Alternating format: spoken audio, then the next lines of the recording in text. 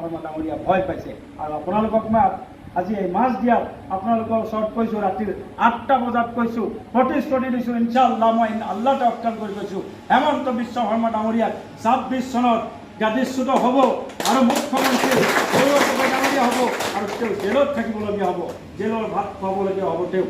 আৰু আমাৰ নিচিনা অসমত যুৱ প্ৰজন্ম ওলাই আহিছে গৌৰৱ গগৈৰ বিৰুদ্ধে ফেভাৰত, যে যাতে আমি অসমত ধৰ্ম নিৰপেক্ষ দল আমি কংগ্ৰেছ দলক আমি যাতে শক্তিশালী কৰিব পাৰোঁ।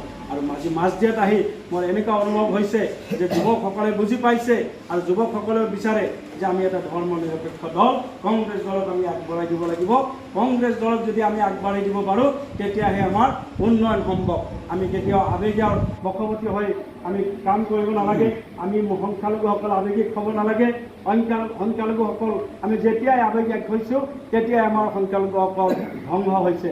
গতিকে মই অনুৰোধ কৰিম যে আমি আৱেগিক নহয়, বিবেক বুদ্ধিৰে আমি অহা দিনত কাম কৰি যাব লাগিব। তাৰ কাৰণ আমাৰ আৱেগৰ কোনো দাম নাই।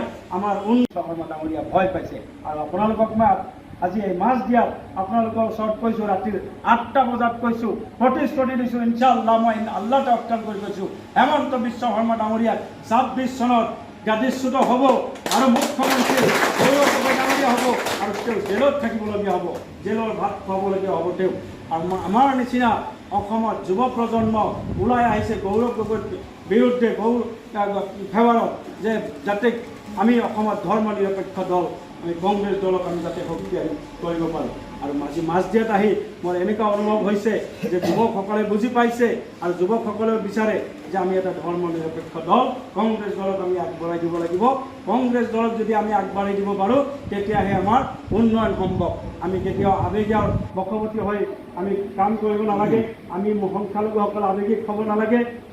সংখ্যালঘুসকল আমি যেতিয়াই আৱেগিক হৈছোঁ তেতিয়াই আমাৰ সংখ্যালঘুসকল ধ্বংস হৈছে। গতিকে মই অনুৰোধ কৰিম যে আমি আৱেগিক নহয়, বিবেক বুদ্ধিৰে আমি অহা দিনত কাম কৰি যাব লাগিব। তাৰ কাৰণ আমাৰ আৱেগৰ কোনো দাম নাই। আমাৰ শৰ্মা ডাঙৰীয়া ভয় পাইছে আৰু আপোনালোকক মই আজি এই মাছ দিয়াত আপোনালোকৰ ওচৰত কৈছোঁ, ৰাতিৰ 8টা বজাত কৈছোঁ, প্ৰতিশ্ৰুতি দিছোঁ, ইনশাআল্লাহ মই আল্লাহ তাৱাক্কাল কৰি কৈছোঁ, হেমন্ত বিশ্ব শৰ্মা ডাঙৰীয়াক 26 চনত গাদীচ্যুত হ'ব আৰু মুখ্যমন্ত্ৰী গৌৰৱ গগৈ ডাঙৰীয়া হ'ব আৰু তেওঁ জেলত থাকিবলগীয়া হ'ব, জেলৰ ভাত খুৱাবলগীয়া হ'ব তেওঁ। আৰু আমাৰ নিচিনা অসমত যুৱ প্ৰজন্ম ওলাই আহিছে গৌৰৱ গগৈৰ বিৰুদ্ধে ফেভাৰত, যে যাতে আমি অসমত ধৰ্ম নিৰপেক্ষ দল আমি কংগ্ৰেছ দলক আমি যাতে শক্তিশালী কৰিব পাৰোঁ। আৰু আজি মাছ দিয়াত আহি মোৰ এনেকুৱা অনুভৱ হৈছে যে যুৱকসকলে বুজি পাইছে আৰু যুৱকসকলেও বিচাৰে যে আমি এটা ধৰ্ম নিৰপেক্ষ দল, কংগ্ৰেছ দলক আমি আগবঢ়াই দিব লাগিব। কংগ্ৰেছ দলক যদি আমি আগবাঢ়ি দিব পাৰোঁ তেতিয়াহে আমাৰ উন্নয়ন সম্ভৱ। আমি কেতিয়াও আৱেগৰ বশৱৰ্তী হৈ আমি কাম কৰিব নালাগে, আমি সংখ্যালঘুসকল আৱেগিক হ'ব নালাগে।